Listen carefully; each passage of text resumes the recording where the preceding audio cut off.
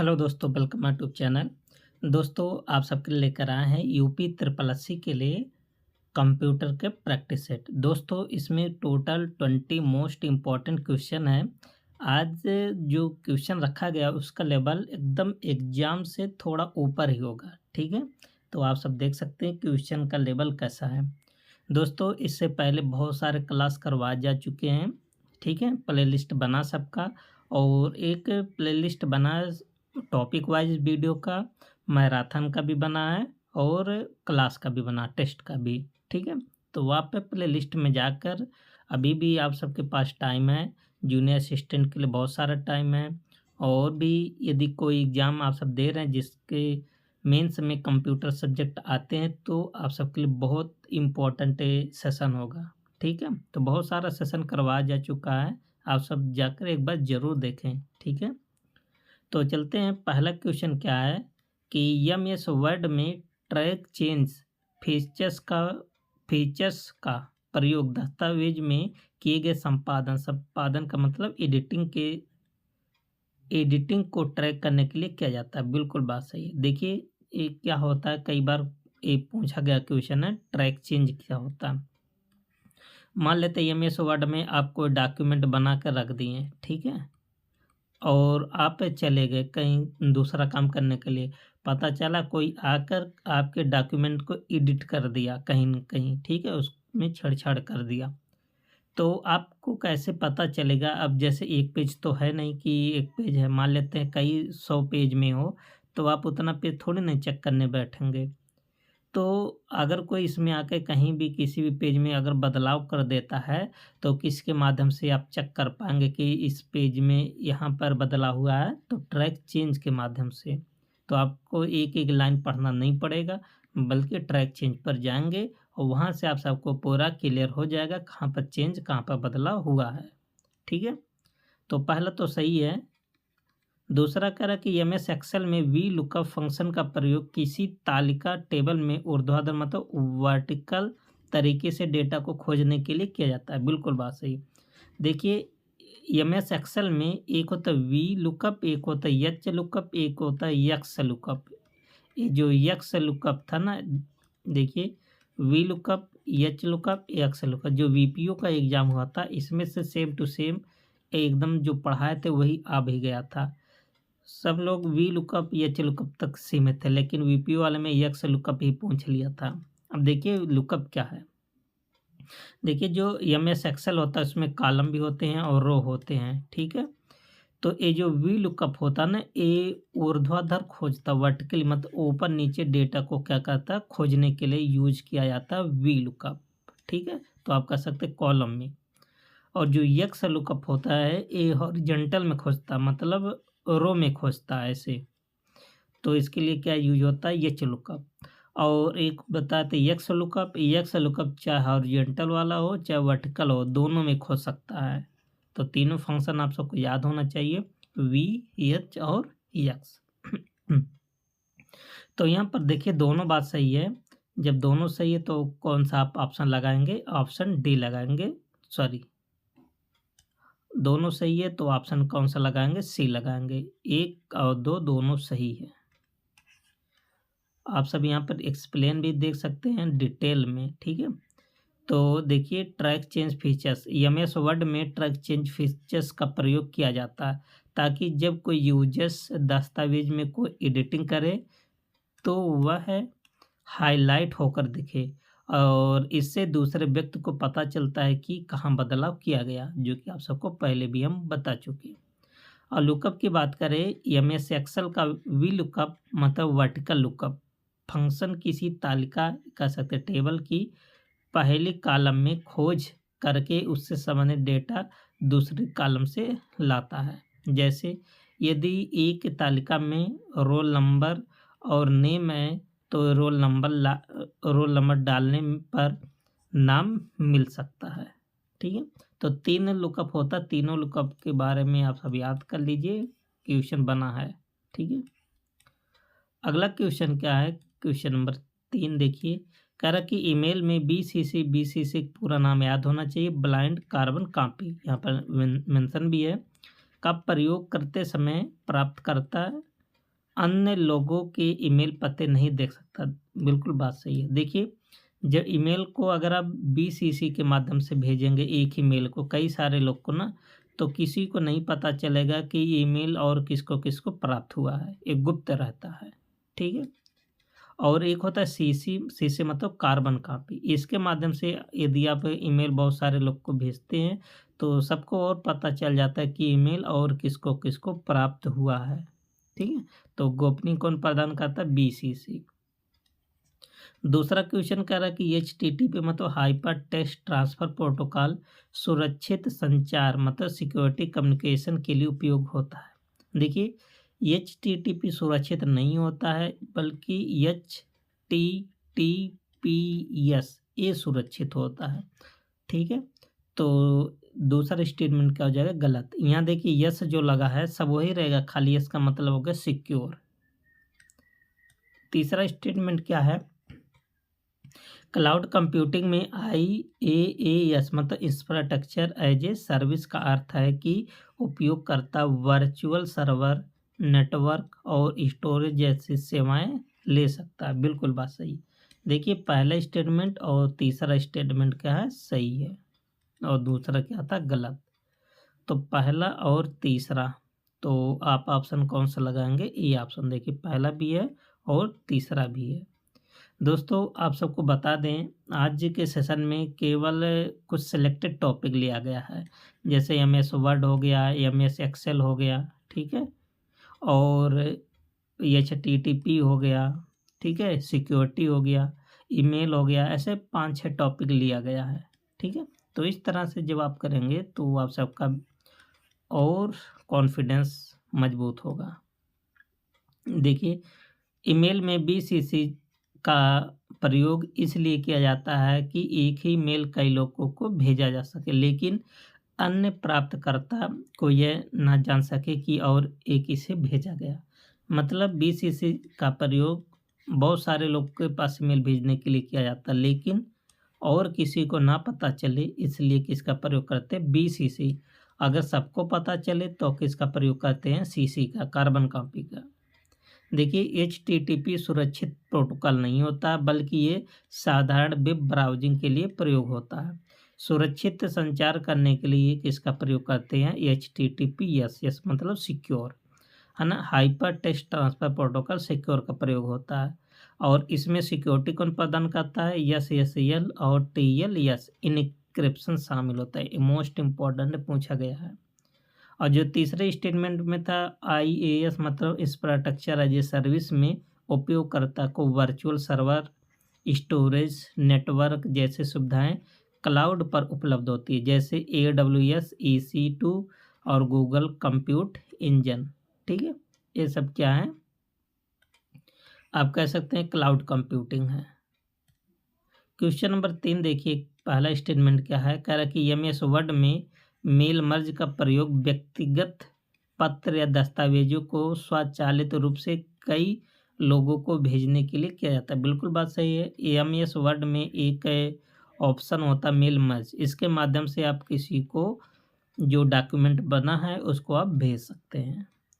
दूसरा स्टेटमेंट क्या है? MS वर्ड में हेडर और फुटर केवल पहले पृष्ठ पर लगाया जाए। देखिए, हेडर और फुटर ये शर्त नहीं होता कि केवल आप पहले पृष्ठ पर लगाए जा सकते हैं, इसको पूरे पेज पर भी आप लगा सकते हैं, ठीक है। तो दूसरा स्टेटमेंट गलत है और पहला सही है। तो किस ऑप्शन पर आप जाएंगे? केवल पहले पर, ठीक है। पहला ऑप्शन है, पहला आपका स्टेटमेंट सही है।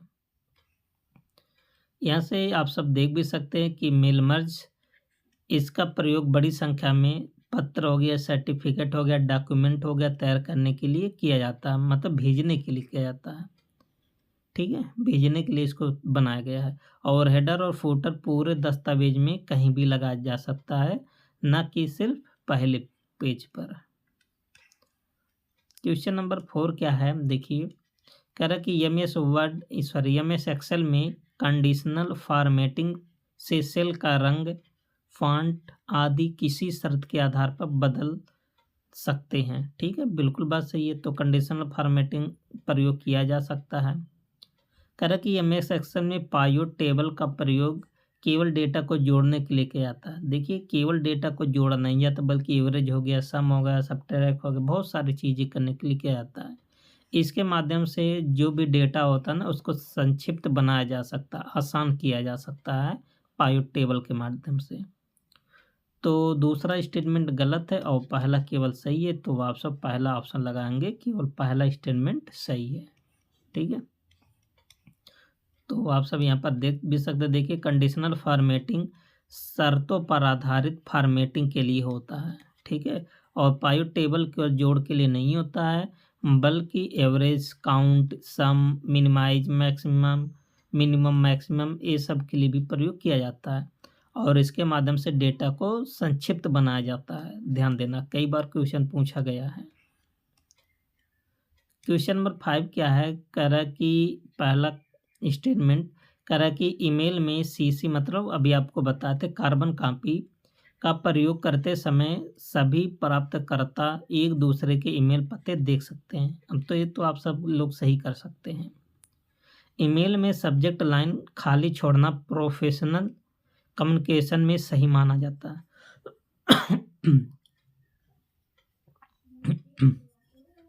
देखिए सब्जेक्ट आप सबका मेन, किस सब्जेक्ट में आप किसी को ईमेल कर रहे हैं तो सब्जेक्ट होना तो ज़रूरी होता है। ठीक है, देखिए नेसेसरी एकदम नहीं होता, लेकिन यहाँ लिखा प्रोफेशनल के दृष्टि से, प्रोफेशनल अगर आप किसी को ईमेल करते हैं तो सब्जेक्ट तो आपको लिखना पड़ेगा कि किस सब्जेक्ट में आप किसी को ईमेल कर रहे हैं।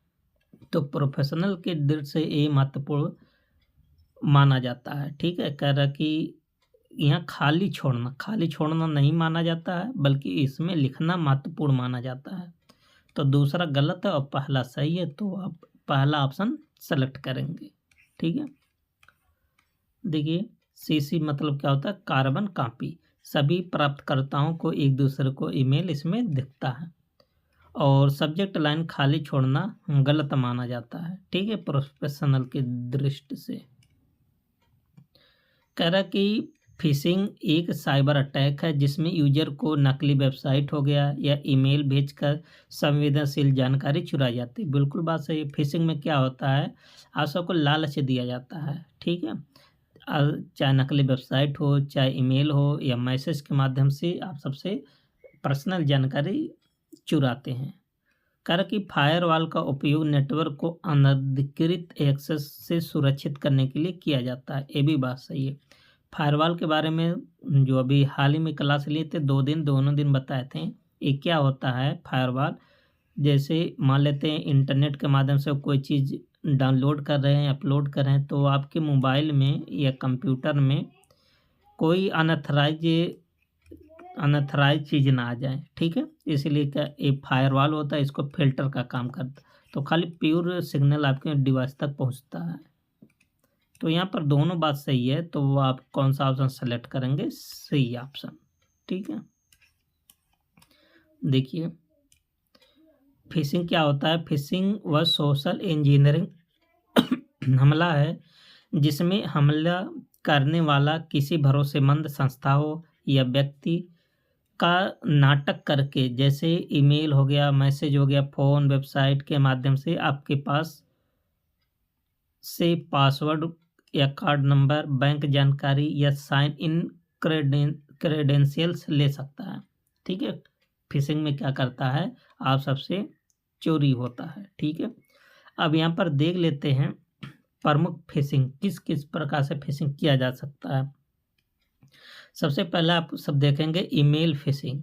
ठीक है, ईमेल फिशिंग क्या होता है, बड़े पैमाने पर इसमें ईमेल भेजकर धोखाधड़ी किया जाता है। ठीक है, दूसरा फिशिंग क्या है, स्पीयर फिशिंग। इसमें क्या होता है, इसमें खास व्यक्ति हो गया या तो कंपनी को टारगेट किया जाता है व्यक्तिगत जानकारी के साथ। ठीक है, तो ध्यान देना, ये आप सबसे पूछा जा सकता है कि स्पीयर फिशिंग में क्या होता है।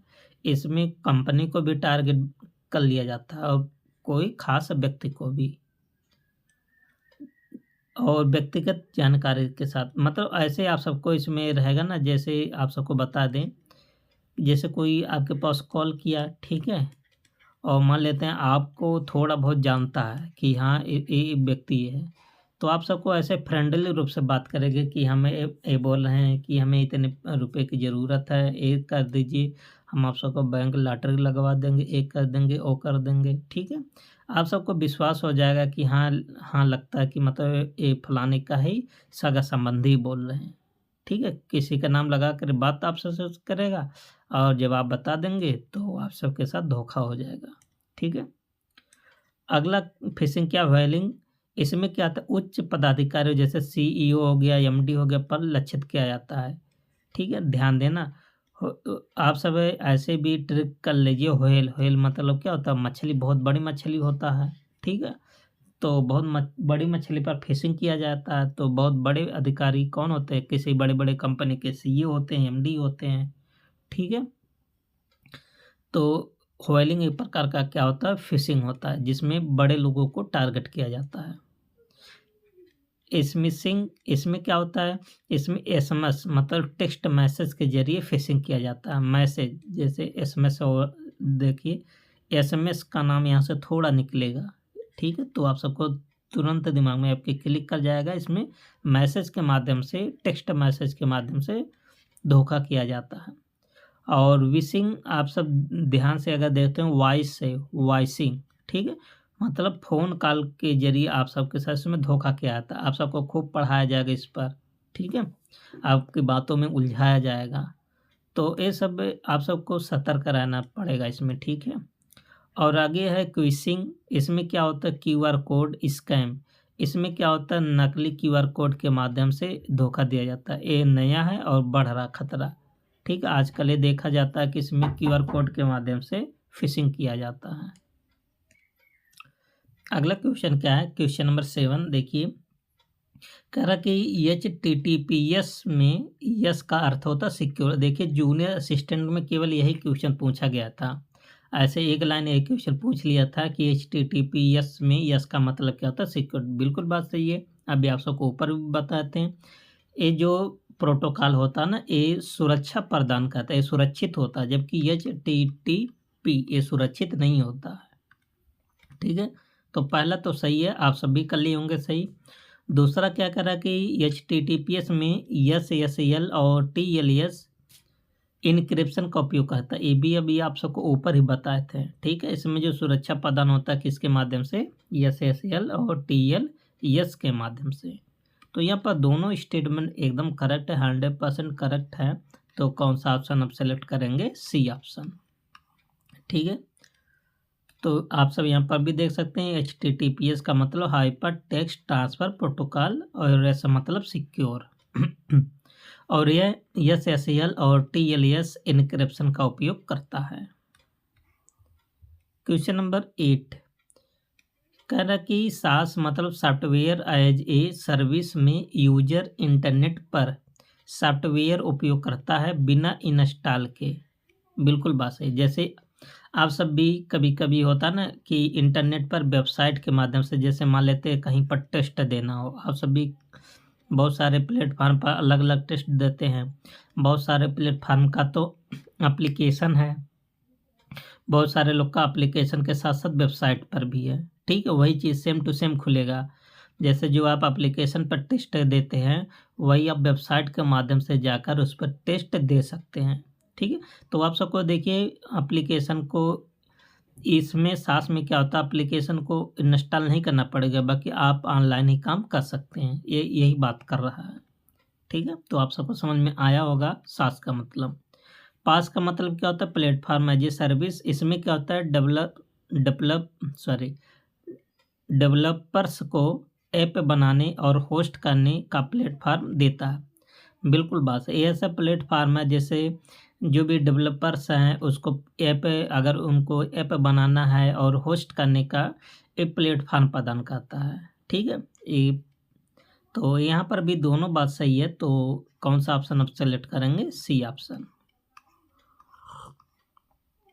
तो इसमें सब आप सब इसका नाम याद कर लीजिए, SaaS और पास का। इस SaaS का एग्जांपल जैसे क्या होता है, जैसे जीमेल हो गया, गूगल डॉस हो गया, ठीक है। पास में क्या होता है, जैसे गूगल ऐप इंजन हो गया, माइक्रोसॉफ्ट एज्योर ऐप और सर्विस हो गया, ठीक है। एग्जाम्पल आप सब याद कर लीजिए, पूछा जाता है एग्जाम्पल भी। क्वेश्चन नंबर 9 क्या है, देखिए इम्पोर्टेंट क्वेश्चन है। क्वेश्चन नंबर 9 कह रहा है कि काउंट इफ फंक्शन किसी शर्त के अनुसार गिनती करता है। बिल्कुल बात सही। यहाँ पर देखिए इफ लगा, कंडीशन लग गया है, तो पहला तो सही है। एक्सेल में सेल का एड्रेस कॉलम प्लस रो के रूप में होता है। बिल्कुल बात सही। अगर किसी सेल का एड्रेस मान लेते हैं, सेल है, इसका एड्रेस अगर आपको लेना है तो A1 B1 मतलब कौन सा पहला रो कौन सा कॉलम है, ठीक है, इसके रूप में देता है। जैसे A B C D, ए वाला जो होता है ना, ए किसको व्यक्त करता है, एक कॉलम को व्यक्त करता है। रो वाला को किसको व्यक्त करता है, गिनती। ये जो गिनती होता है ना, रो और जो अल्फ़ाबेट होते हैं कॉलम को व्यक्त करते हैं। तो यहाँ पर भी दोनों बात सही है। तो कौन सा ऑप्शन सेलेक्ट करेंगे, सी ऑप्शन। दोस्तों आप सबका कितना सही हो रहा है, कॉन्फिडेंस आप सबका बढ़ रहा है। दी आप सबका अधिकांश क्वेश्चन सही हो रहा है ना, तो आप सबकी तैयारी अच्छे लेवल की है, ठीक है। जो हमारा क्वेश्चन होता है वो कभी कभी क्वेश्चन थोड़ा डाउन हो जाता है, मतलब कर देते हैं, क्योंकि सब क्वेश्चन देखिए एकदम कठिन नहीं आता, आप सबको भी पता है, ठीक है। तो हर टाइप का क्वेश्चन आता है। बहुत सारे ऐसे क्वेश्चन है जो अभी हाल के एग्जाम में पूछे गए थे, कंप्यूटर के फादर कौन है, ऐसे भी क्वेश्चन आता है, ठीक है। तो ऐसे रिवीजन करने के लिए दे देते हैं। Question number 10। और दोस्तों आप सबको बता दें कि कंप्यूटर और यूपी जीके के डिटेल में नोट्स के लिए केवल यूपी ट्रिपल की बात कर रहे हैं, मेंस एग्जाम की, जो 15 क्वेश्चन कंप्यूटर और 20 क्वेश्चन यूपी जी का आता है। इसके थ्योरी और इसके साथ साथ आप सबको प्रैक्टिस सेट भी मिलेगा, ठीक है। थ्योरी ऐसा थ्योरी है जो कोई भी टॉपिक नहीं छोड़ा गया। आज भी जितना भी लगभग 15-16 पेपर आयोग ने जो लिया है, ठीक है, हाल ही में सब क्वेश्चन, जहाँ से क्वेश्चन आया सबका थ्योरी ऐड है, एकदम अपडेटेड नोट्स है। तो आप सब यदि आपके पास टाइम है, अभी जूनियर असिस्टेंट 3284 के लिए बहुत सारा टाइम है, क्योंकि एग्जाम डेट भी नहीं आया है। तो आप सब कई बार उसको पढ़ लीजिए, और जो 35 नंबर का दोनों मिला के होता है ना, आराम से 30 नंबर 32 नंबर 33 नंबर तक आप सब प्राप्त कर सकते हैं, लेकिन मेहनत तो करना पड़ेगा, ठीक है।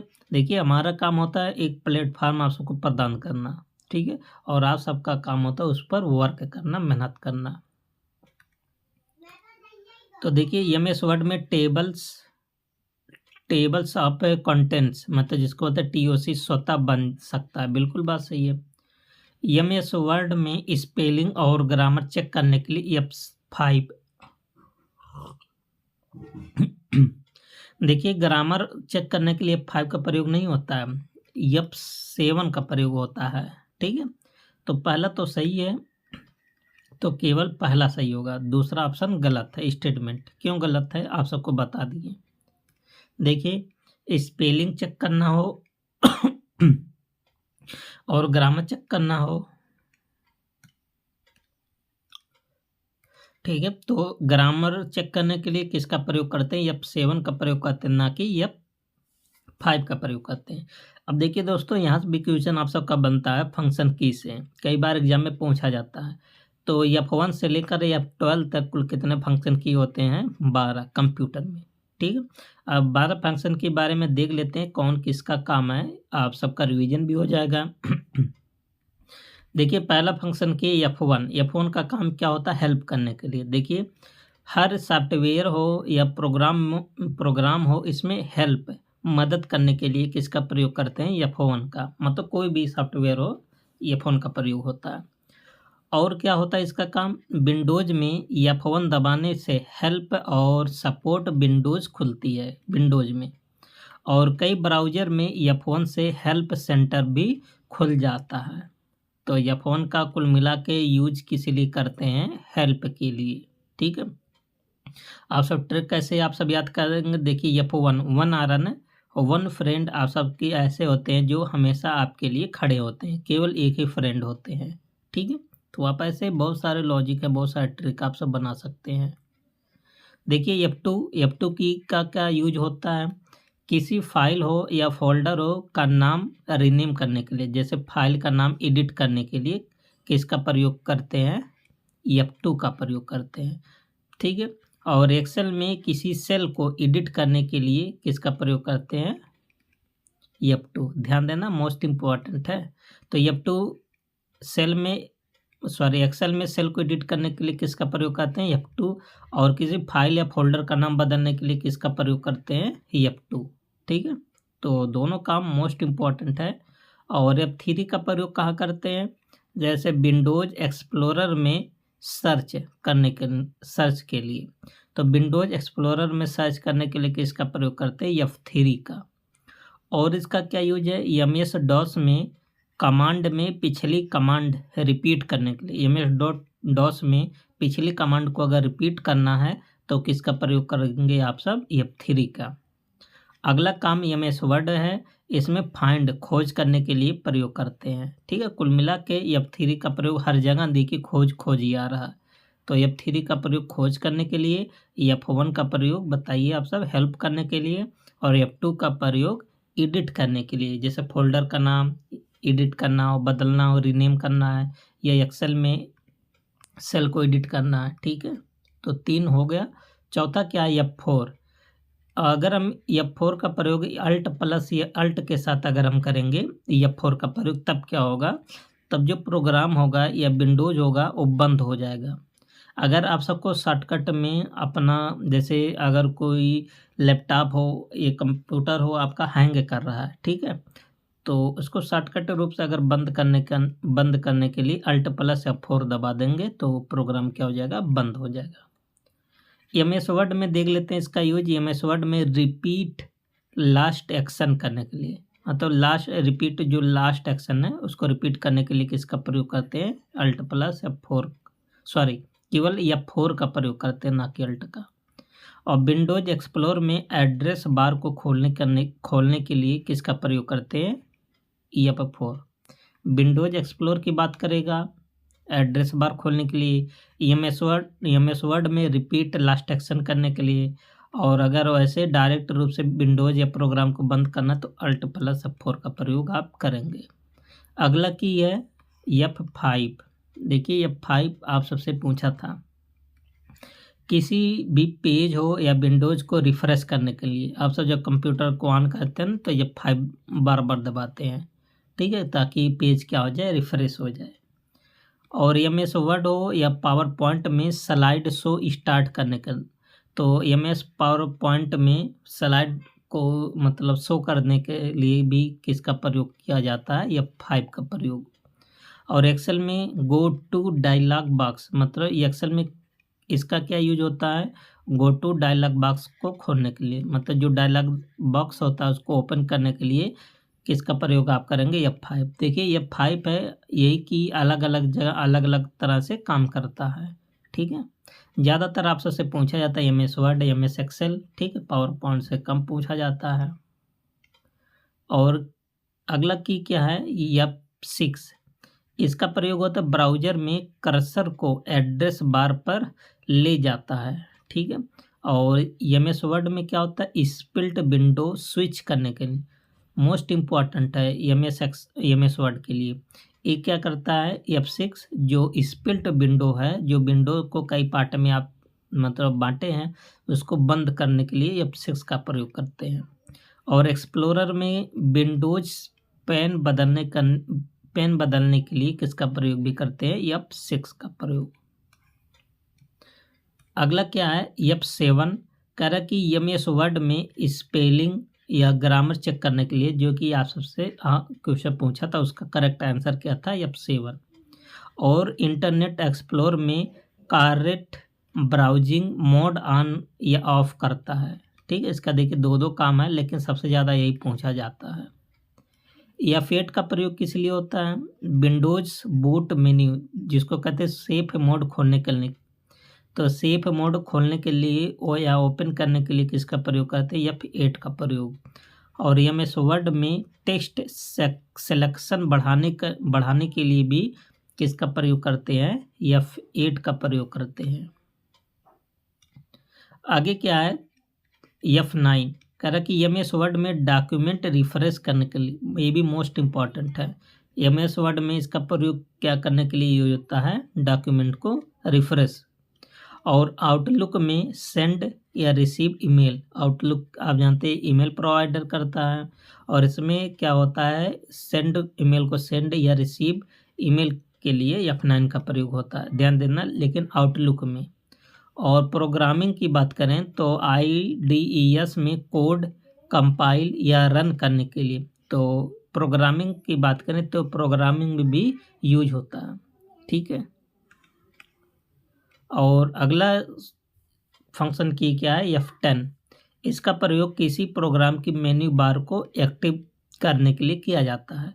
अगर इसी को शिफ्ट के साथ यूज करते हैं, शिफ्ट प्लस F10 दाबते हैं तो राइट क्लिक जैसा काम करता है। मतलब जो आप सबका माउस होता है ना, कभी कभी ये भी क्वेश्चन पूछा जाता है कि अगर आपके पास माउस ना हो तो आप कैसे ही काम करेंगे, ठीक है।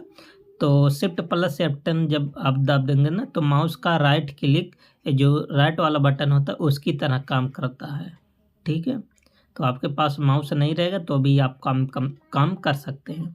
और बायोस सेटअप खोलने के लिए PC में F10 का प्रयोग किया जाता है। आगे क्या है, F11। देखिए F11 का प्रयोग ब्राउज़र में फुल स्क्रीन मोड करने के लिए। देखिए जब आप सब कोई वीडियो लैपटॉप में चलाते हैं, ठीक है, तो F11 दाब देंगे, पूरा एकदम जूम हो जाएगा वीडियो, ठीक है। और एक्सेल में क्या होता है, चार्ट विंडोज को बनाने के लिए F11 भी कई बार क्वेश्चन पूछा गया। और विंडोज एक्सप्लोरर में फुल स्क्रीन करने, कुल मिला के F11 का प्रयोग मतलब फुल स्क्रीन के लिए किया जाता है। और लास्ट की क्या है, F12।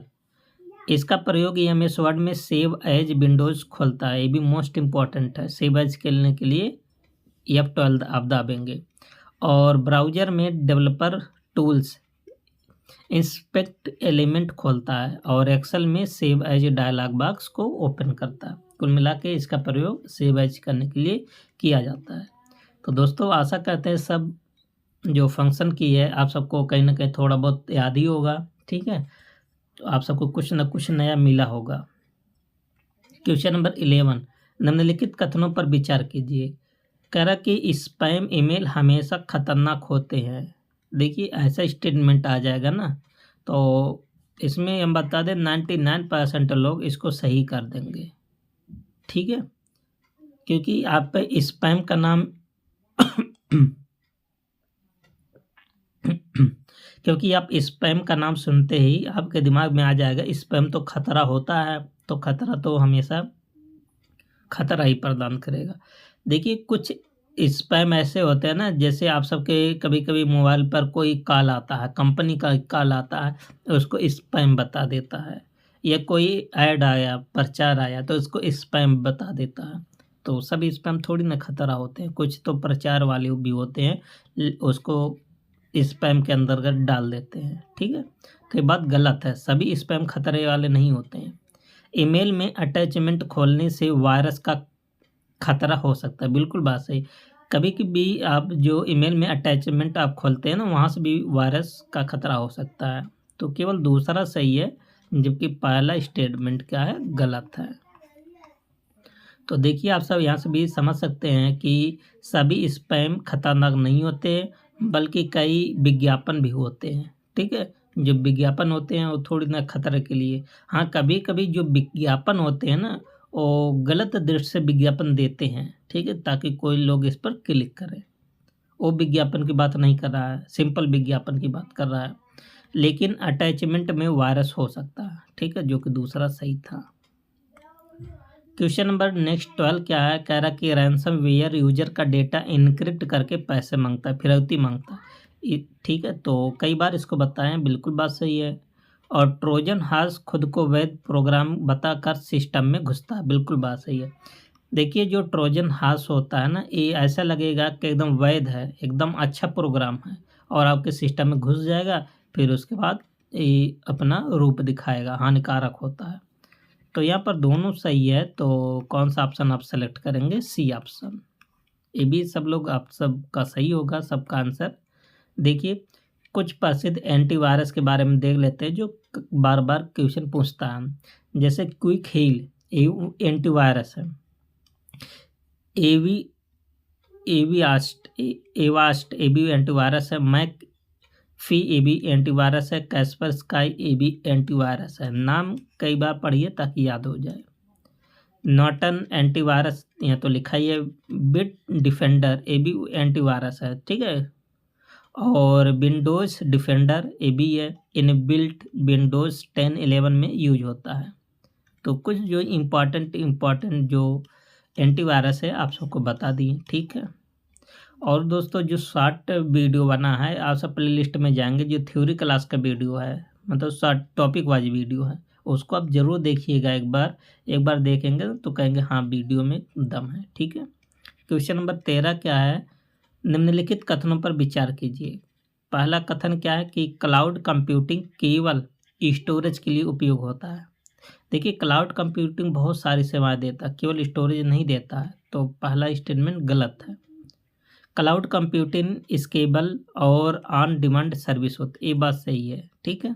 तो केवल आपका दूसरा स्टेटमेंट सही है, पहला गलत है। आप सब यहाँ पर देख सकते हैं कि क्लाउड कंप्यूटिंग सर्विस प्रोवाइडर्स, ठीक है। तो प्रमुख जो क्लाउड कंप्यूटिंग सर्विस प्रोवाइडर कौन कौन से, यहाँ से देखिए क्वेश्चन पूछा गया हाल के एग्जाम में। जैसे ये अमेजन वाला ही पूछा गया था, अमेजन वेब सर्विस AWS, यही ऐसे नाम ही दिया था, ठीक है। कि पूछा था कौन सा मतलब क्लाउड कंप्यूटिंग सर्विस प्रदान करता है, तो AWS दिया था। जिसको इसका पूरा नाम आता होगा वो कर लिया हुआ। तो अमेजन वेब सर्विस AWS का मतलब ये क्या होता है, मतलब है क्लाउड सुविधा प्रदान करता है। ये दुनिया की सबसे बड़ी क्लाउड कंपनी है, ठीक है। और सेवा कौन कौन सा देता है, स्टोरेज का देता है AWS, कंप्यूटिंग पावर सप्लाई का देता है, डेटाबेस का भी देता है, AI होता है, मशीन लर्निंग, सिक्योरिटी, ये सब सेवा कौन प्रदान करता है, अमेजन वेब सर्विसेज, जो कि एक कैसी है कंपनी है, क्लाउड कंप्यूटिंग के लिए सेवा प्रदान करता है। याद कर लीजिए एज्योर, ये पूछा जाता है एज्योर किसका है, तो एज्योर आप बताएंगे किसका, माइक्रोसॉफ्ट का, ठीक है। और आप सबसे ये भी पूछा जा सकता है कि AWS किसका है, तो आप बताएंगे अमेजन का, ठीक है। देखिए माइक्रोसॉफ्ट का एज्योर है, इसके बारे में देख लेते हैं कि माइक्रोसॉफ्ट की क्लाउड सर्विस और सेवा कौन कौन सा देता है, वर्चुअल मशीन हो गया, SQL डेटाबेस हो गया, ऑफिस 365, जो MS Word, MS Excel, MS PowerPoint देखते हैं ना। अब MS जो ऑफिस, केवल ऑफिस है 365 जो ऑनलाइन सेवा है ना, यही प्रदान करता है। इंटीग्रेशन हो गया, AI टूल्स हो गया, ठीक है। ये सब किसका है, माइक्रोसॉफ्ट एज्योर का क्लाउड कंप्यूटिंग है। तीसरा गूगल क्लाउड्स प्लेटफॉर्म, जिसको बोलते हैं GCP, पूरा नाम याद होना चाहिए, पूछ सकता है। तो गूगल क्लाउड प्लेटफॉर्म एक इसका गूगल की क्लाउड सर्विस होता है। कौन कौन सा सेवा देता है, डेटा स्टोरेज का, बिग डेटा का, AI और मशीन लर्निंग का, फायरबेस मतलब मोबाइल ऐप्स और बैकएंड का, ठीक है। तो गूगल क्लाउड प्लेटफॉर्म। चौथा कौन सा कंपनी, IBM क्लाउड, IBM, तो IBM की क्लाउड सेवा देता है, IBM क्लाउड, ठीक है। ये कौन कौन सा देता है, AI देता है, वाटसन का, हाइब्रिड क्लाउड, इंटरप्राइजेस सिक्योरिटी प्रदान करता है, किसको, IBM को। पांचवा ओरेकल क्लाउड, ये भी एक कंपनी है, ठीक है। पांचवा तो ओरेकल की क्लाउड सर्विस देता है। सेवा कौन कौन सा देता है, ये भी डेटाबेस, क्लाउड एप्लीकेशंस, ठीक है, AI इंटीग्रेशन। और छठा क्लाउड कंपनी का नाम क्या है, प्रोवाइड कंपनी का, अलीबाबा क्लाउड। अलीबाबा का भी नाम आप सब सुने भी होंगे। चीन की सबसे बड़ी क्लाउड कंपनी है, कौन सा, अलीबाबा, ठीक है। मार्केटिंग कंपनी भी था अलीबाबा, ठीक है, नाम से। ये कौन सी सेवा देता है, storage, security, big data, AI, ठीक है। सातवां कौन सा कंपनी है, सेल्सफोर्स क्लाउड, ठीक है। तो सेल्सफोर्स क्लाउड क्या करता है, कस्टमर रिलेशनशिप मैनेजमेंट के लिए प्रसिद्ध है। एक पूछा जा सकता है कि कस्टमर रिलेशनशिप मैनेजमेंट के लिए कौन सा क्लाउड कंप्यूटिंग प्रसिद्ध है या कंपनी प्रसिद्ध है, तो आप बताएंगे सेल्सफोर्स क्लाउड, ठीक है। और आठवां कंपनी कौन सा है, तो आप बताएंगे वी वेयर क्लाउड, एक क्या कहता है वर्चुअलाइजेशन और हाइब्रिड क्लाउड में लोकप्रिय, मोस्ट इम्पॉर्टेंट वर्चुअलाइजेशन करने के लिए वी वेयर क्लाउड, ठीक है। और नवा कंपनी कौन है, SAP क्लाउड, ERP और बिजनेस एप्लीकेशंस क्लाउड पर उपलब्ध कराती है। और 10वां कौन सा, डिजिटल ओशियन, मोस्ट इम्पॉर्टेंट है। देखिए डिजिटल ओशियन क्या होता है, छोटे डेवलपर्स और स्टार्टअप के लिए आसान और सस्ता क्लाउड। तो आसान और सस्ता क्लाउड कौन सा कंपनी प्रदान करता है, डिजिटल ओशियन। अब देख लेते हैं कि अपने भारत में लोकप्रिय क्लाउड सर्विस प्रोवाइडर कौन कौन से कंपनी है, ठीक है। तो AWS अमेजन इंडिया वाला हो गया, माइक्रोसॉफ्ट एजोर इंडिया वाला हो गया। आप जानते हैं कि जितने विदेशी कंपनियां लगभग जो बड़ी बड़ी माइक्रोसॉफ्ट की तो भारत में है, तो इंडिया में तो देगा ही। Google cloud India, AB India, Reliance Jio, देखिए तो भारत की है Reliance Jio. NTT communications cloud, ठीक है। और इंडिया का और टाटा भी किसका है, इंडिया का ही है। देखिए टाटा कम्युनिकेशन क्लाउड, ये भी इंडिया का ही है, ठीक है। तो आशा करते हैं अब देखिए जो भी क्लाउड से संबंधित क्वेश्चन आएगा आप सब गलत नहीं करेंगे, ठीक है। क्वेश्चन नंबर 14, एक्सेल में फ्रीज पेन्स का उपयोग पंक्ति या कॉलम को स्थिर करने, देखिए जैसे आप सबका रो होता है ना, जो ABCD ऐसे लिखा होता है और यहाँ पर 1 2 3, ठीक है। अगर मान लेते हैं ए जो होता है इसको ऐसे हमेशा आप सबको ऊपर स्क्रीन पर दिखे, आप इसको स्क्रॉल भी करें तब भी ये आप सबको कॉलम दिखे, पंक्ति दिखे, है ना। तो आप किसका प्रयोग करेंगे, फ्रीज पेन्स का, एकदम ऐसा परमानेंट एकदम दिखेगा। आप सबका स्क्रॉल होगा लेकिन ये आप सबको दिखेगा, हटेगा नहीं, ठीक है। तो पहला तो सही है। दूसरा कथन कह रहा है कि ऑटो सम केवल जोड़ मतलब एडिशन का शब्द, घटाना नहीं। बिल्कुल बात सही। देखिए हमेशा केवल शब्द गलत थोड़ी नहीं होता, जैसे यहाँ केवल लगा फिर भी ये सही है, क्योंकि यहाँ सम लगा तो केवल जोड़ने के लिए तो यूज होगा ही। तो यहाँ पर भी दोनों बात सही है, तो ऑप्शन C पर आप जाएंगे, ठीक है। क्वेश्चन नंबर 15 क्या है, कह रहा है कि फाइंड एंड रिप्लेस फीचर से पूरे दस्तावेज में शब्द बदला जा सकता। फाइंड एंड रिप्लेस से बिल्कुल बात सही है, ठीक है। और वर्ड आर्ट का प्रयोग केवल एक्सेल में किया जाता नहीं, वर्ड आर्ट का प्रयोग एक्सेल में नहीं MS वर्ड में होता है, ठीक है। तो केवल पहला सही हो जाएगा और दूसरा स्टेटमेंट आप सबका गलत है, ठीक है। क्वेश्चन नंबर 16 क्या है, कह रहा है कि HTTP प्रोटोकॉल डिफ़ॉल्ट रूप से पोर्ट नंबर 80 होता है। देखिए आप सबको एक सेशन बनाए हैं स्पेशल, शॉर्ट वीडियो में आप जाएंगे टॉपिक वाइज में, तो पोर्ट नंबर से यहाँ भी क्वेश्चन पूछा गया था BPO में, ठीक है, सब पोर्ट नंबर मैच वाले में। तो HTTP का पोर्ट नंबर 80 होता है, बिल्कुल बात सही है। और जो इसी का बड़ा भाई जो सिक्योरिटी प्रदान करता है, इसका पोर्ट नंबर कितना होता है, 443 होता है, ये भी बात सही है। तो दोनों बात सही है, ठीक है। तो ऑप्शन क्या बन जाएगा, C। तो आप सब प्लेलिस्ट में जाकर सब पोर्ट नंबर का वीडियो जरूर देख लें। एंटीवायरस सॉफ्टवेयर सिस्टम से मैलवेयर हटाने का प्रयोग, एंटीवायरस सॉफ्टवेयर सिस्टम से मैलवेयर हटाने के लिए उपयोग होता है, बिल्कुल बात सही है। जो वायरस होता है, मैलवेयर होते हैं, उसको हटाने के लिए किस सॉफ्टवेयर का प्रयोग होता है, एंटीवायरस का, ठीक है। अभी आप सबको ऊपर एंटीवायरस के बारे में बताए थे। फायरवॉल का उपयोग वायरस हटाने के लिए, देखिए फायरवॉल वायरस को नहीं हटाता है, इसको हटाने के लिए एंटीवायरस प्रयोग होता है। ये केवल अनऑथराइज्ड एक्सेस को रोकता है, ठीक है। तो केवल पहला सही है, दूसरा आपका गलत है। क्वेश्चन नंबर 18 कह रहा है कि जीमेल सास का उदाहरण है, बिल्कुल बात सही है। और गूगल ड्राइव केवल IaaS का उदाहरण, गलत है, ये केवल IaaS नहीं होता है। तो केवल पहला सही है, आप सबको इसके बारे में ऊपर भी बताए हैं, ठीक है। और एग्जाम्पल भी था वहाँ पर जीमेल का, गूगल ड्राइव का। क्वेश्चन नंबर 19 क्या है, देखिए कह रहा है कि ट्रांसपोज का प्रयोग या उपयोग रा को कॉलम में और कॉलम को रा में बदलने के लिए किया जाता है। बिल्कुल बात सही है। अगर आप मतलब इंटरचेंज करते हैं रो को कॉलम में, कॉलम को रो में, तो ट्रांसपोज का प्रयोग करेंगे। एक्सेल में डाटा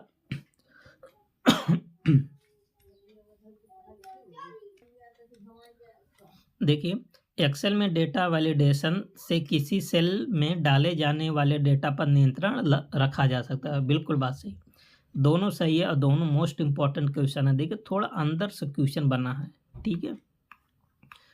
अब देखिए यहाँ पर कुछ से महत्वपूर्ण शॉर्टकट की देख लेते हैं एमएस एक्सेल के बारे में, ठीक है, क्योंकि अभी जो हाल में एग्जाम हुआ था एक्सेल से क्वेश्चन आता था। एक्सेल ऐसा सॉफ्टवेयर था जहाँ से क्वेश्चन बनता था।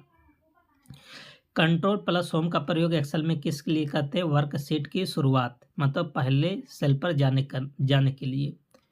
कंट्रोल प्लस इंड का प्रयोग आखिरी डेटा वाले सेल पर जाना, तो कंट्रोल प्लस इंड।